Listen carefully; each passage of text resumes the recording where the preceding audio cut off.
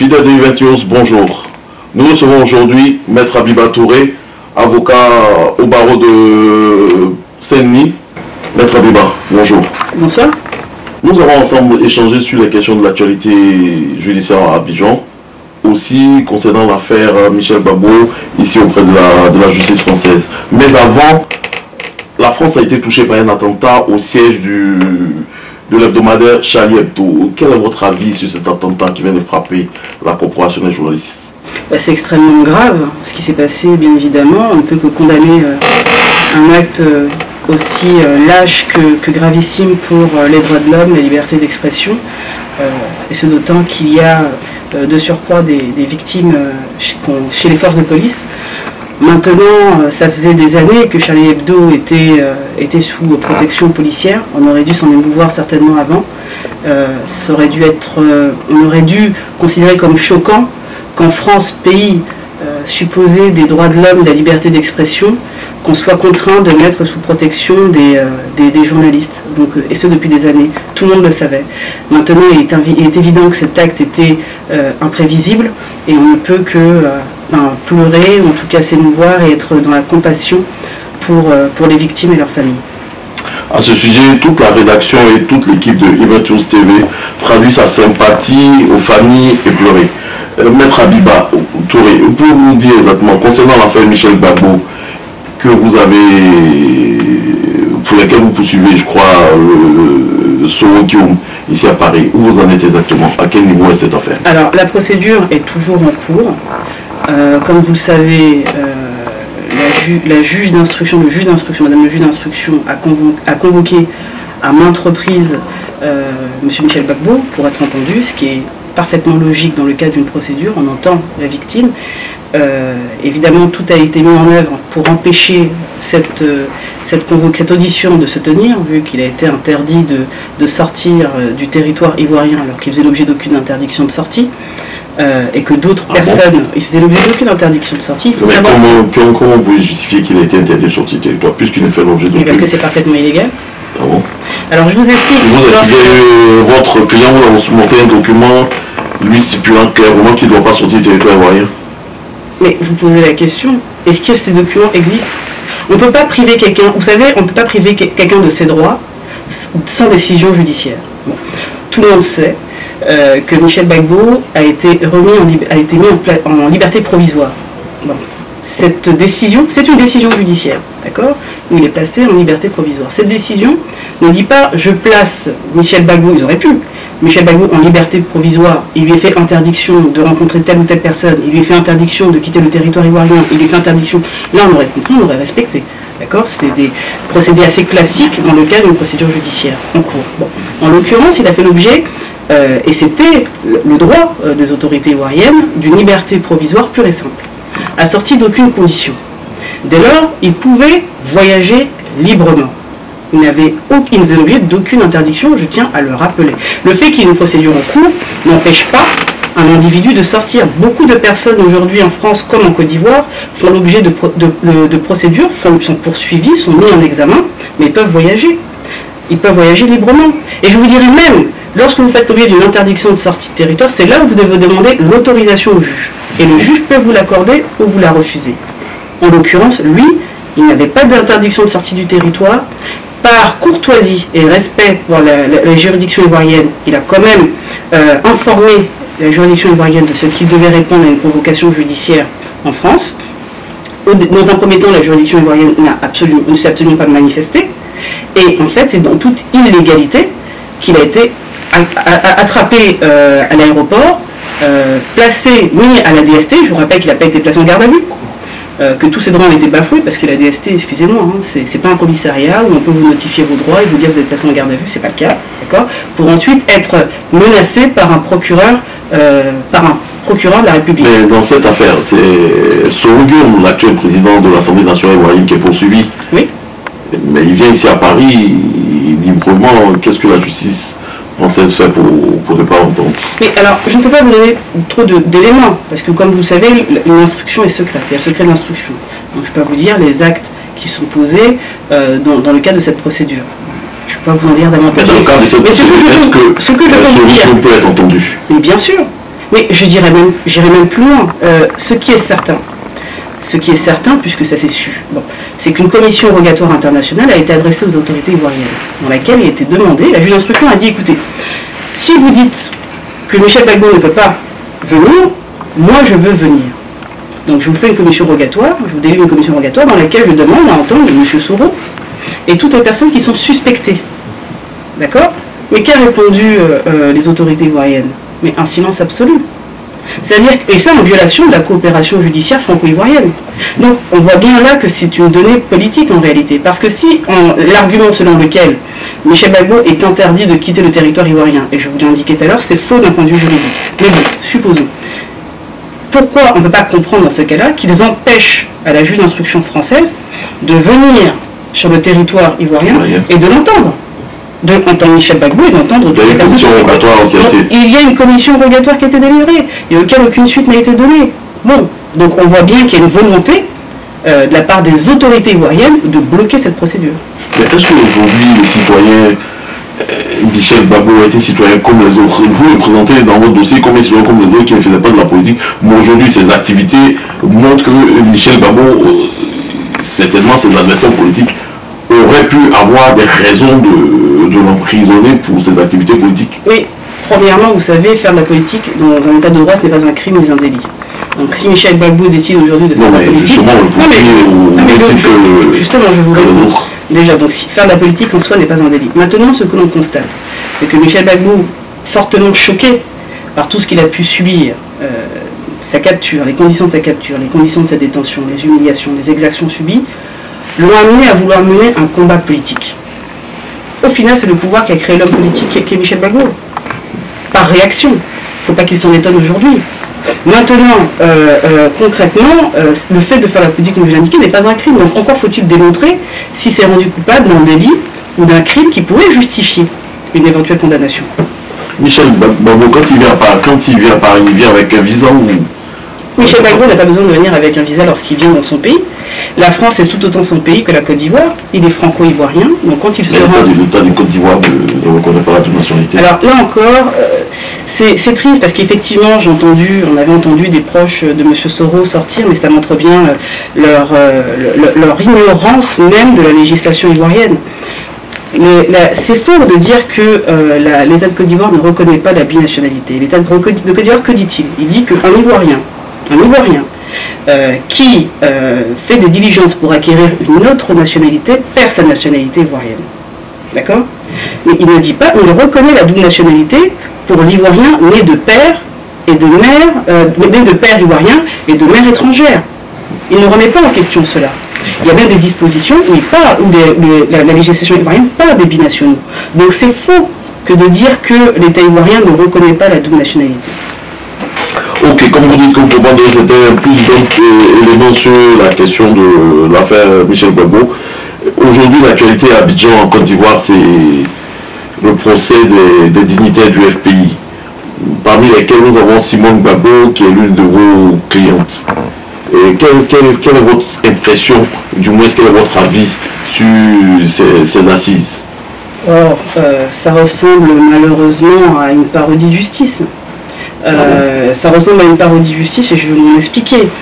Premièrement, je ne reviendrai même pas sur les accusations fallacieuses, puisque c'est trop aberrant, puisqu'en réalité, dans ce procès, la seule victime... Oui, donc c'est l'État ivoirien. Donc la seule victime dans ce procès, c'est l'État ivoirien. D'accord? Et en réalité, qu'est-ce qui est reproché? C'est le fait de ne pas avoir reconnu la pseudo-victoire de M. Ouattara. C'est ça le crime, en réalité. Bon. Donc le débat juridique qu'il va y avoir, c'est qui a gagné les élections de 2010. Mais dans la tête de la société de l'État, il y a des atteintes au, comment on appelle ça, pas seulement la non-reconnaissance de la victoire de Ouattara, mais aussi il y a des crimes. Si, je vais vous expliquer. Qui sont évoqués par l'avocat général. On vous dit organisation de bandes armées, constitution de bandes armées. Bandes armées. Si vous sortez, que vous prenez une arme et que vous réunissez des amis à vous pour prendre une arme, pour aller même instaurer la paix parce que vous estimez que les policiers ne font pas leur droit, oui, il y a une constitution de bandes armées. Quand ce sont les forces de l'ordre qui reçoivent l'ordre de leur hiérarchie, il n'y a pas de constitution de bandes armées. Donc Et en réalité, c'est là où c'est aberrant. C'est-à-dire, on reproche à des policiers, on reproche à des fonctionnaires, on reproche à des gens d'avoir suivi leur hiérarchie qui répondait du président Laurent Gbagbo et de ne pas suivre la pseudo-reconnaissance et les pseudo-ordres qu'aurait pu donner M. Ouattara. Il est là tout le débat. Donc en réalité, c'est ça. Mais vous qui êtes la cliente vous qui êtes le conseil de défense de Simone Gbagbo, qu'est-ce qu'est le dossier d'accusation réellement? Mais le dossier d'accusation, c'est ce que je vous indique, c'est-à-dire concrètement, on lui reproche, c'est-à-dire on quels sont les éléments à partir desquels on accuse de porter atteinte à la sûreté de l'État?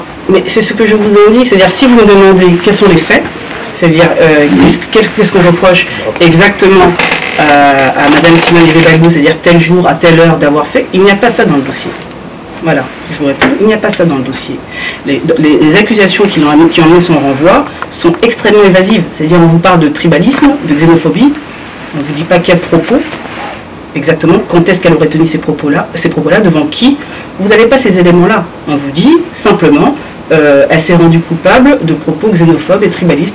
Elle s'est rendue coupable de constitution de bande armée qui justifie son renvoi devant la cour d'assises. Bon, comment on peut qualifier cela d'une justice réelle et crédible? Mais pour vous, pourquoi pas un procès en correctionnel plutôt qu'un procès en assises? Non, mais pour moi, pas de procès du tout, en fait.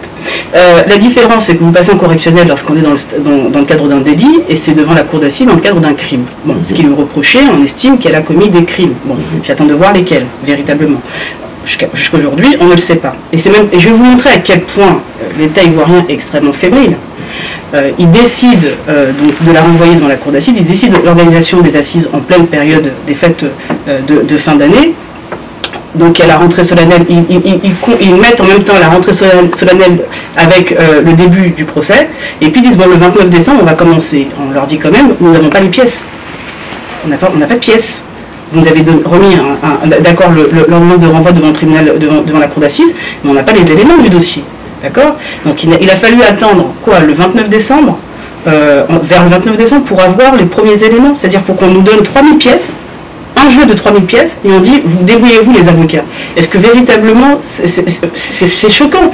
En principe, chaque avocat... Les avocats aussi se plaignent de ne pas avoir eu l'occasion de récuser un certain nombre de membres du jury. Ça, c'est un autre problème qui est vrai.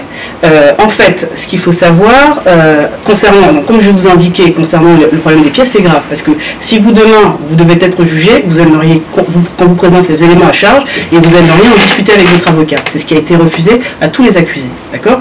Concernant le problème des jurés.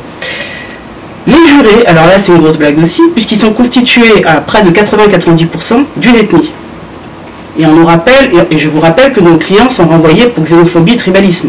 Bon, c'est aberrant quand même. À moins qu'on veuille nous expliquer. Mais ça pose pas problème. Ça non, si ça pose problème. Ça pose problème pourquoi? Ça pose problème pourquoi? On est dans un conflit où l'ethnie a été instrumentalisée. Où on nous a expliqué qu'il y avait des ethnies victimes et des ethnies criminelles. Bon, dans ce cas-là, constituer un jury, le problème, c'est pas qu'il y ait une ethnie, ou qu'il y ait des ethnies. Franchement, c'est encore moins moi qui va avoir une vision ethnique. Mais lorsque vous êtes dans un pays comme la Côte d'Ivoire, où il y a entre 60 et 70 ethnies, d'accord, avec pas vraiment de majorité, et qu'on vous explique que dans un juré, on met 80%, 90% d'ethnie, de la même ethnie qui est rattachée à celle, qui est la même que celle du chef de l'État, et bien oui, il y a un problème.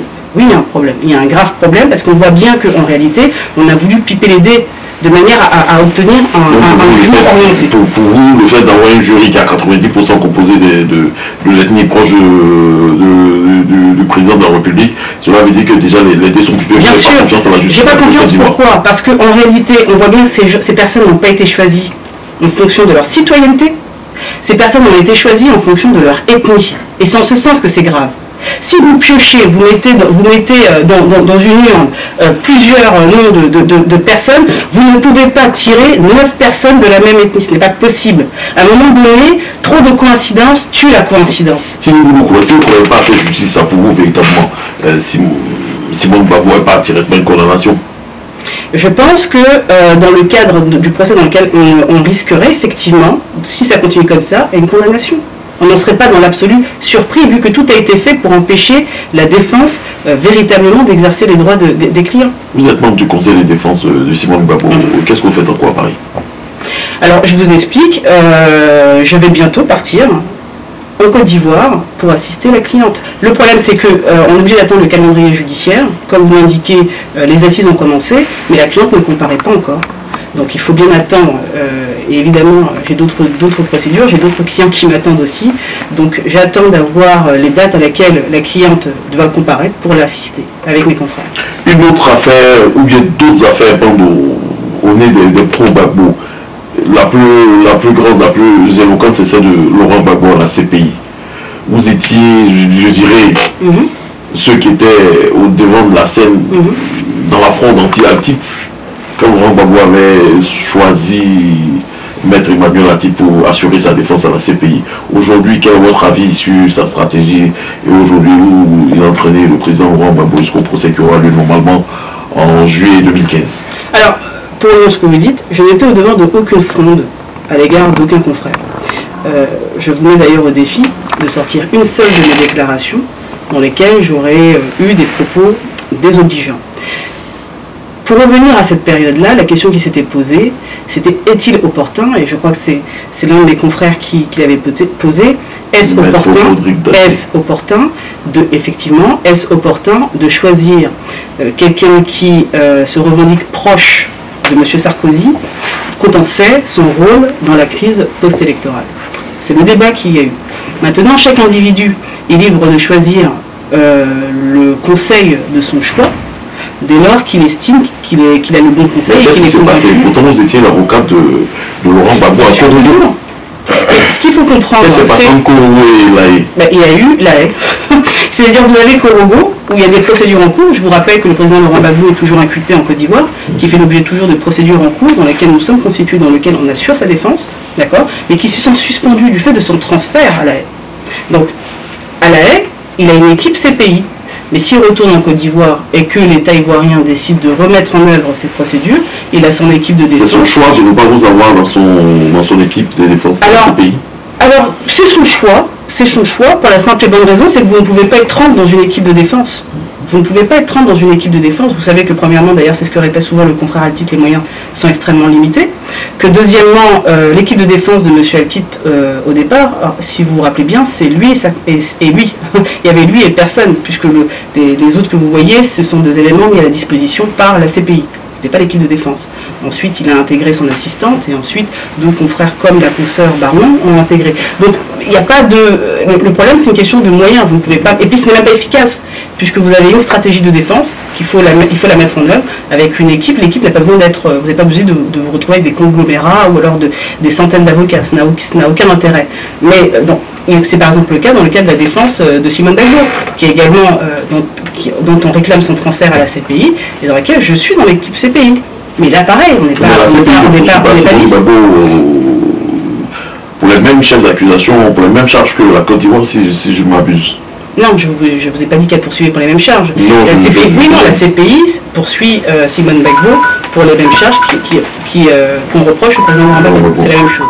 Aujourd'hui, le procureur de la CPI veut juger Laurent Gbagbo et Blé Goudé ensemble.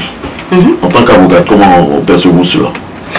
Bon, je pense que si en réalité la procureure veut joindre, en fait ce qu'elle veut c'est que les deux procédures soient jointes, c'est pour une raison et une seule raison, qui est de faire en sorte certainement de gonfler son dossier, de permettre d'avoir plus d'éléments, ou alors d'espérer que l'un des accusés, pour se défendre, accusera l'autre.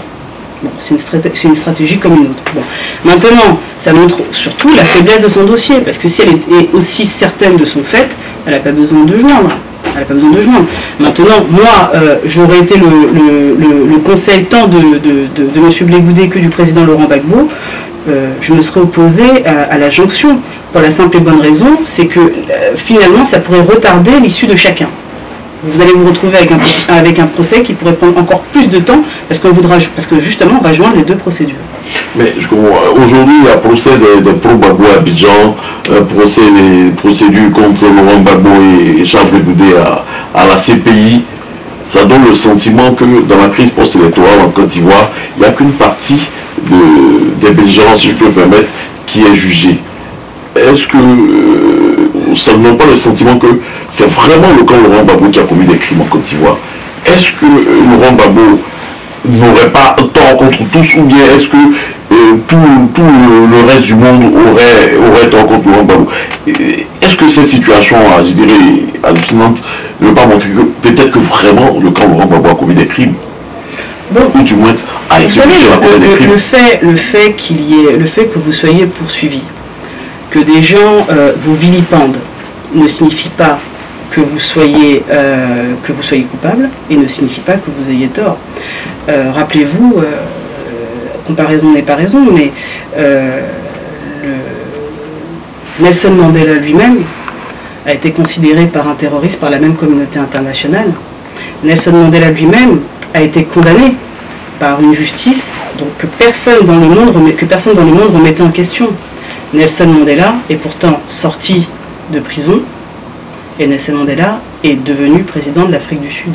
Mais donc, il est avéré aussi que Nelson Mandela était à la tête de la branche armée, l'aile dure de l'ANC. Donc, d'une certaine façon, il y a des pratiques. Est-ce qu'il n'est pas à reconnaître aussi que lorsqu'il y a eu une crise en Côte d'Ivoire, il y a eu un affrontement où dans le camp, peut-être aujourd'hui on juge le camp, je dirais, pro-Gbagbo, mais peut-être qu'il y a des faits qui peuvent véritablement être... Alors si la question est de dire est-ce que la crise post-électorale a fait des morts, on serait de mauvaise foi de dire non, pas du tout, il n'y a pas eu de mort, ou alors on a...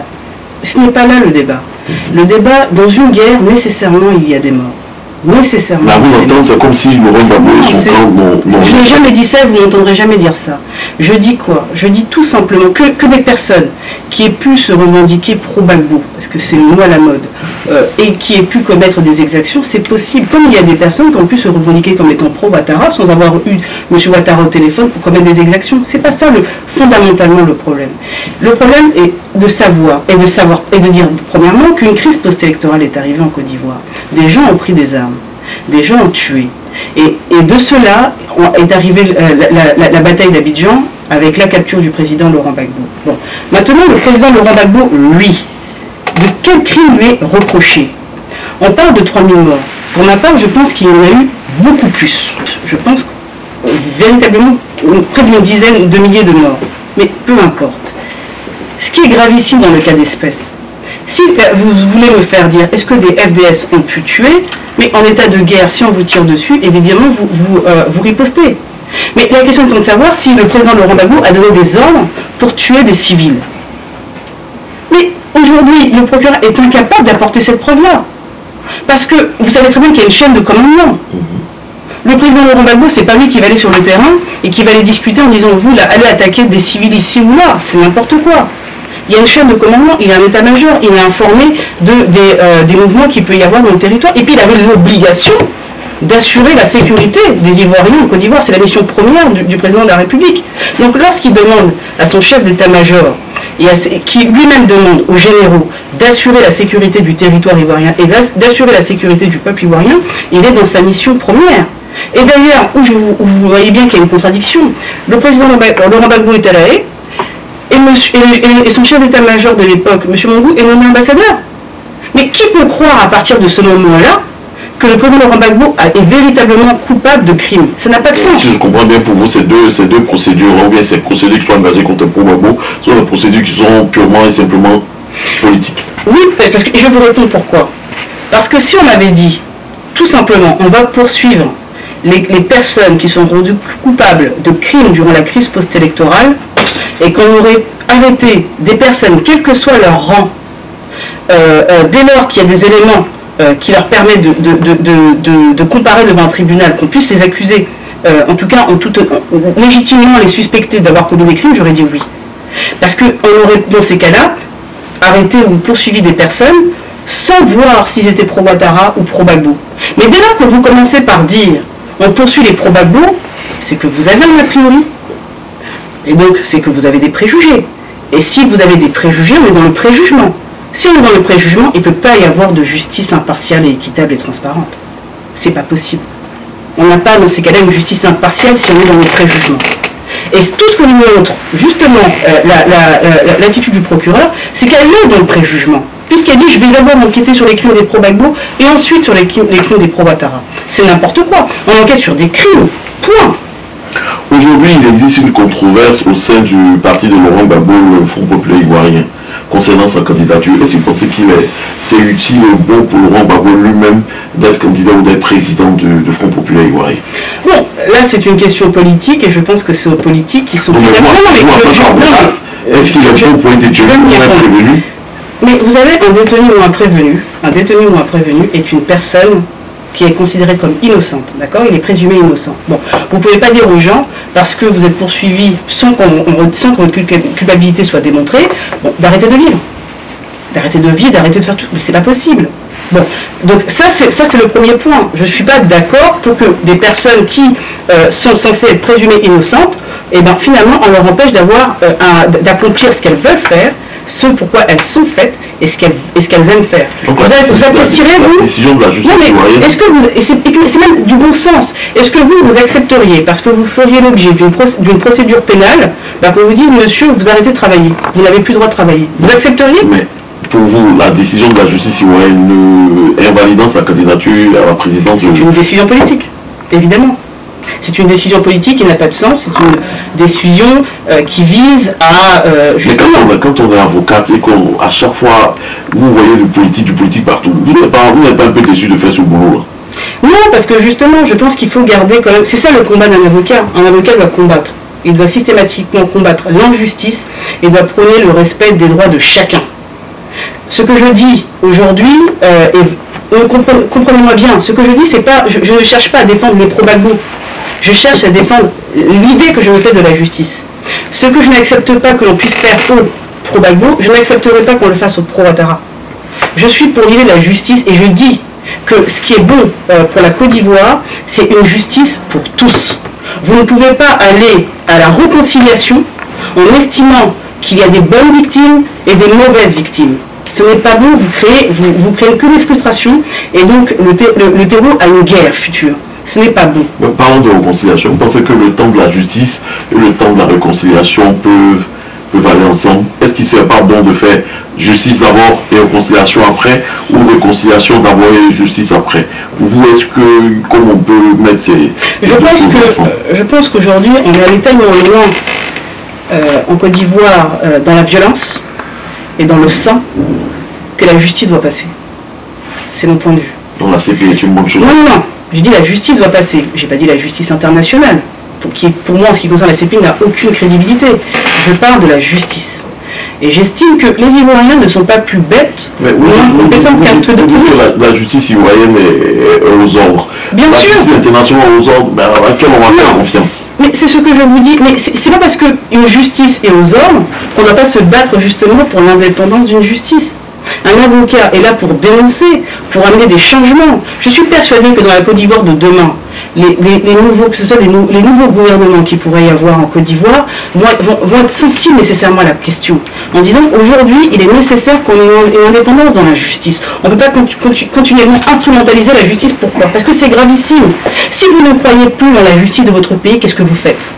Vous prenez des armes. Vous faites justice vous-même. Et c'est à ça qu'il ne faut pas arriver. Il faut que la justice ait un sens pour tous les Ivoiriens.